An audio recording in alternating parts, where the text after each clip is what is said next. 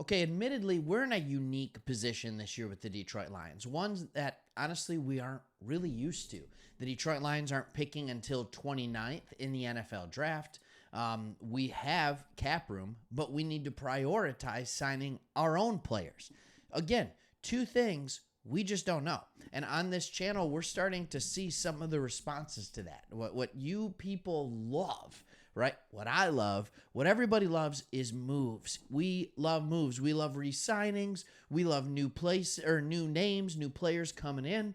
And when we're just talking about the same old player, it doesn't generate as much buzz.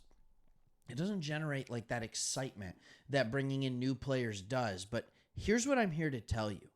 Late in the draft, there is a ton of talent. I'm talking first 2 or 3 rounds this year. When you're looking at free agents, when you're looking deeper down the cornerback list, let's just say, for example, there is a ton deeper in the draft. So let's start talking about that. We're going to start the video with corner help in the free agent pool. And then we're going to go over and I'm going to show you a great compile of list for wide receivers where I'm going to tell you, well, there'll be a wide receiver available at 29 and in the second round. Maybe even in the third round, that could make it be a game changer for us. So let's get into that. Before that, if you have yet to subscribe, please do that. We're pushing for 20,000 subs here. We want to get there quickly. And just so thankful. We've been doing this for almost 3 years now. And if you're new to the channel and you haven't yet subscribed, watch this video. See if you like what we're doing. Then subscribe if you do. We're not asking you to blindly subscribe here. So let's talk about what the Lions have going on. All right, what are the best cornerback options for the Lions? I have talked about Jalen Johnson. I have talked about L'Jarius Sneed. Let's talk about the other guys. All right, the first one is Xavier Howard. 30 years old, estimated contract 14 to 18 million per year. Injury riddled last couple years. He has a bad PFF grade the last couple years. He looks slow the last couple years. I don't understand this price tag. I don't get it. I think his body is giving up on him. All right. Next, we go to Kendall Fuller. This one's interesting. The problem is he's a little small to play outside corner. He's more of a nickel guy. All right. And I'm just like, man, this just isn't fitting. And, it's got to be almost a 12 to 15 million a year type of contract. And I'm just like, I don't love it. And then you start getting into some of the guys that I think, sorry, still have this cough. Can't get rid of it. Some of the guys that I think are what you want to see. All right. Bengals corner, Chidobe Awuzie. Sorry. All right. 2 years, 20 to 23 million is probably the pay look and probably where you're at. He's a guy who tore his ACL and missed the second half of the season 2 years ago. And last year, he kind of worked back into that starting role. He started to look better. And this is a guy who I think can just be a solid corner. Again, not a number one corner. But the Lions have shown that they prefer to play, in different halves of the field. So they like one corner to take a half, the other corner to take a half. And then they can move their safety over. They can do what they have to do in order to bracket a player. When you have two corners that are both pretty decent cover corners, this can absolutely work because we have a lot of talent on the back end. That's why I'm starting to wonder if that's more of what the Lions are going to go toward. And the next name on this list, Stephon Gilmore, is another guy who it's like, yep, that's what he's known best for, is playing half the field. All right, don't get me wrong, he's traveled, but I'm pretty sure in Dallas he played on one half of the field last year. And he can absolutely do that. Sutton can take the other half, and we can rely on our safeties to do the rest. He can come, he can play with his little brother. That could absolutely be a fit. Steven Nelson is going to be another option that it's like, oh, okay, yeah, this is worth it. They're anywhere from 7 to 10 million a year, they're saying. I don't know where he's going to be at. I'll take closer to 10 if it's only a 2-year contract at his age. But then you get into guys where it's like, why not take a flyer on these guys? Adoree Jackson. He has missed a ton of games. A ton of games. He's had injuries. But what if he could get healthy? What if he could get healthy? That, to me, is one of a really good ones. But then there's the one that I don't understand, and it makes a ton of sense for me. And it is Titans cornerback Sean Murphy Bunting. They're saying this guy is only a $6 or $7 million corner. He is a former second-round pick. He has some ball skills, but I'm telling you, he absolutely has the athletic prowess to be here as well.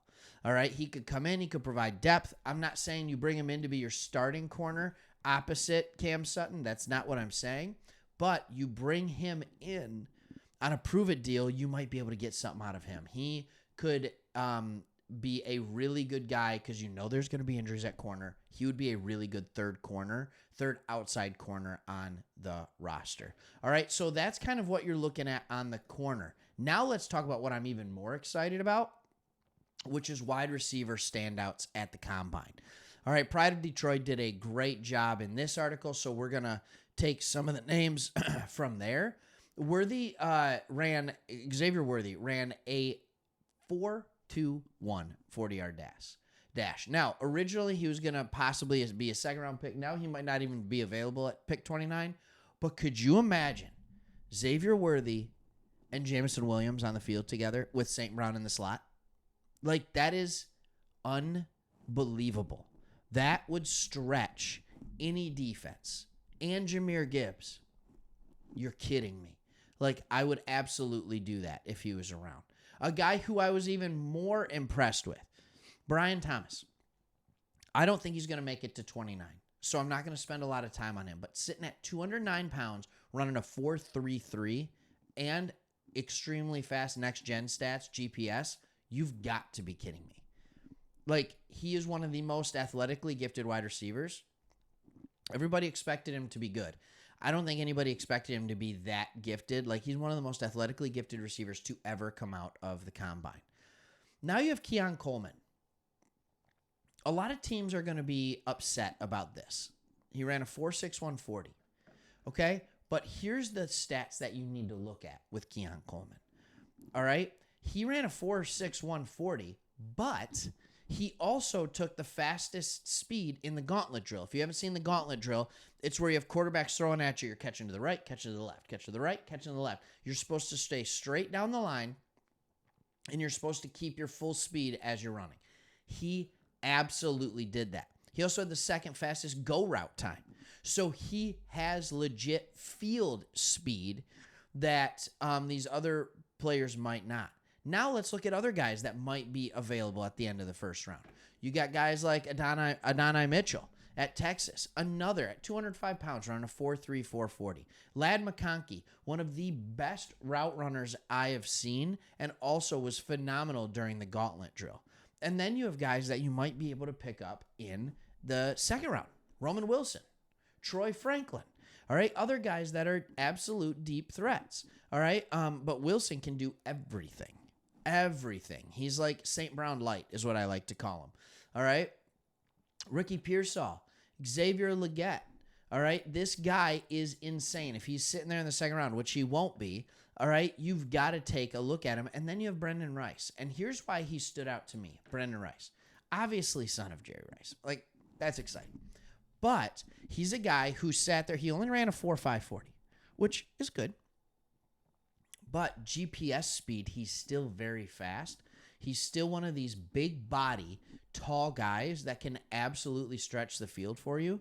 It could be a very good day 2 pick for us in the second round. He might still be around. So there are tons of stuff on the outside, and the depth is just insane. And I understand that it's hard. The corner class, a lot of people don't want to spend $20 million on a corner. Like, we're just finding ourselves in that position. There's a ton of receivers there. We know Brad Holmes is going to draft for talent, not for need. And I'm sure it's not going to be the worst thing in the world if we just have 3 ridiculous wide receivers, a ridiculous tight end, and a ridiculous running back, and a ridiculous offensive line. We will score till the cows come home. It's not a big deal. So anyways, those are just some of my thoughts. There's a lot of depth. There's a lot of good things that are happening to keep an eye on, because quite frankly, there's a ton of names that you want to get to know. All right. Hope you enjoyed the video. Hope you learned something. If not, don't worry about it. It's all right. But if you like the channel, please subscribe, and we'll see you on the next one.